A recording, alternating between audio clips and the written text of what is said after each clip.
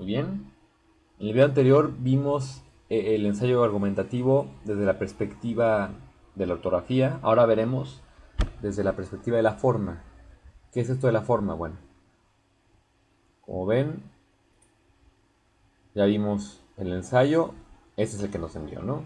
Esta persona es el primer ensayo que nos envió esta persona. No nos había enviado otros. Pues también se entiende que no sabía perfectamente pues, cómo escribirlo. Ya lo vimos desde la perspectiva de la fachada, desde la perspectiva de la ortografía, y ahora vamos a ver desde la perspectiva de la forma, ¿no? De las cuestiones de forma. ¿Qué es esto de la forma? Bueno, vamos a hacer un zoom.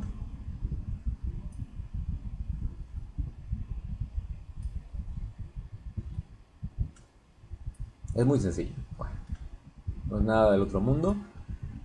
¿Qué vamos a revisar en cada cuartilla? Esta información que ven aquí se va a repetir en la revisión de las siguientes cuartillas, ¿no? Bueno, estamos en la primera cuartilla, palabras o frases informales. Después, palabras pedantes o domingueras. Las palabras o frases informales son las palabras que suenan muy coloquiales, por ejemplo, ponernos la verde o, es decir, vestirnos con la playera de la selección mexicana, ponernos la verde. Son palabras que a veces se pueden, eh, muchas personas la entienden, pero de repente otras personas no, entonces en este caso cuando revisen el ensayo hay que ser un poco más precisos. Las palabras pedantes o domingueras son las palabras que no usamos tampoco mucho en el habla y queremos ponerlas en el momento de escribir. Si nosotros no hablamos con términos muy sofisticados, por así decirlo, y yo me cuento entre ellos, ¿para qué ponerlos en un ensayo? ¿No? Hay que tratar de ser nosotros mismos en el ensayo, entonces no poner palabras tan raras o poner giros como si giros literarios como si así habláramos, si así hablásemos, y no, no es cierto, así no hablamos, y entonces es mejor poner pues como hablamos, tratar de ser más naturales. El siguiente punto es la apertura, o sea, la tesis o postura, el desarrollo y la conclusión. En el desarrollo, mínimo 2 argumentos. Yo les recomiendo que por lo menos pongan 4 argumentos, porque es más fácil para desarrollar argumentos, es más fácil poner argumentos que poner realmente conclusiones o poner aperturas. Los argumentos son como las causas. Los argumentos son todo lo que generó lo que estamos diciendo. Entonces los argumentos siempre son más fáciles de desarrollar porque son más viejos en el tiempo, todo el mundo los conoce, casi siempre tienen que ver. O sea, si nosotros queremos hablar sobre la población mundial y decir que eso se debe a que los gobiernos no han controlado pues el control natal de las personas, bueno, no vamos a cerrar. Y son cosas tan naturales que se nos vienen en la cabeza que yo les recomiendo poner por lo menos 2 de esas. ¿Ok? Bueno, vamos a hacer un poquito, ya que vimos en qué están organizados, vamos ahora sí a alejarnos un poquito para que veamos qué es lo que más tiene este ensayo desde esa perspectiva. Bueno, palabras o frases pedantes o mingueras, esto de en la cual no viene muy al caso porque así no hablamos, ¿no? O sea, ¿quién habla? No sé si ustedes hablen diciendo la cual, muy rara vez decimos eso, ¿no? Entonces, lo mejor es poner enunciados muy llanos, enunciados muy sobrios. Ahora, por ejemplo, aquí las problemática, son palabras que se repiten mucho y sobre todo en el mismo párrafo, hay que tener mucho cuidado de eso. Sí se pueden repetir las palabras en el ensayo, por supuesto, siendo un ensayo de 2 cuartillas, por lo menos, entonces es obvio que se pueden repetir palabras, pero tratemos de que no se repitan en la misma cuartilla y menos aún en el mismo párrafo. Entonces, hay que tratar de cuidar ese aspecto, hay que tratar de cuidar que no se repitan palabras tanto, porque eso de hecho empieza a ser visualmente es feo. Y al momento de leerlo, ustedes se pueden dar cuenta al momento de leerlo en voz alta, el ensayo, al momento de revisarlo. En el examen no lo van a poder leer en voz alta, pero por lo menos léanlo aunque sea en voz baja y van a ver que va votando mucho. No es tan agradable que vote tantas veces esto de repetir tantas veces las palabras, ¿no? Por ejemplo, aquí países y países se repite. Y en fin, no vamos a ver todas las palabras que se repiten. Nada más quiero que se den cuenta que lo importante de no repetir tantas veces las palabras. Muy bien.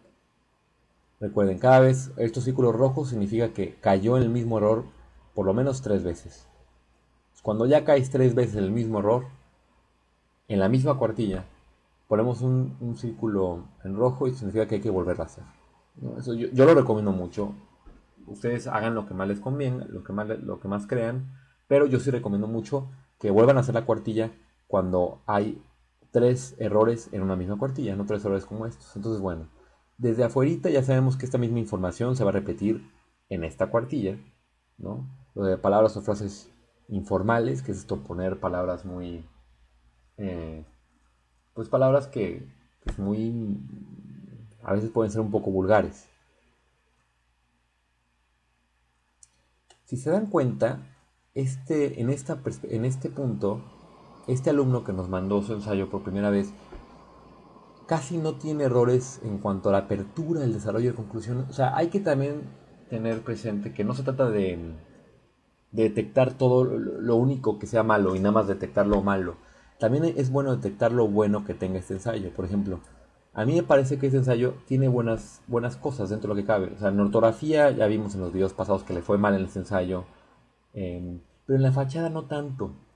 Y también en algunos puntos, por ejemplo, en el tamaño de los párrafos. Y también en la organización en general. A mí me parece que no es malo este ensayo. Por ejemplo, la apertura sí lo abrió más o menos bien, el desarrollo sí lo va desarrollando bien, quizá le faltó un poco más de nexos para poder desarrollarlo mejor, para poder tener ese como esqueleto, ese como especie de machote para poder escribirlo con más desenvoltura, pero en términos generales a mí me parece un ensayo que tiene una buena apertura, un desarrollo y una conclusión. Ahora, sin embargo, en esta parte, en la última cuartilla, señalo aquí conclusión y cierre.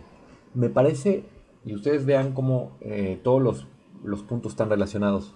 En el primer video que vimos de la fachada o aspecto del ensayo, de este mismo ensayo, de la sobreporación del siglo XXI, vimos que este párrafo tenía un tamaño excesivo. Por supuesto que esto va a acarrear que al momento de la conclusión o el cierre también parezca excesivo. Entonces, la conclusión a mí me parece que es demasiado extensa. Cuando queremos poner una conclusión en extensa es mejor poner en 2 párrafos. Y es mejor poner una conclusión y el cierre ya de la conclusión, como el remate de la conclusión, poner en otro ensayo, en otro párrafo. Entonces, la conclusión y todo esto, el desenlace, es mejor ponemos en dos párrafos. Sobre todo el remate, ponerlo en un último párrafo. Y aquí lo puse en un mismo párrafo. Y vean ustedes que este párrafo quedó demasiado grande. ¿Ok? Bien. Hemos visto ya primero leímos el ensayo, ¿no? Desde la perspectiva lo leímos, así como nos mandó esta persona.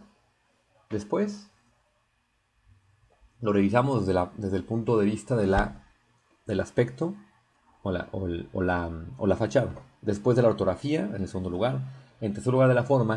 Y a continuación veremos desde el aspecto del fondo del ensayo. Muy bien, bueno, quédense con nosotros.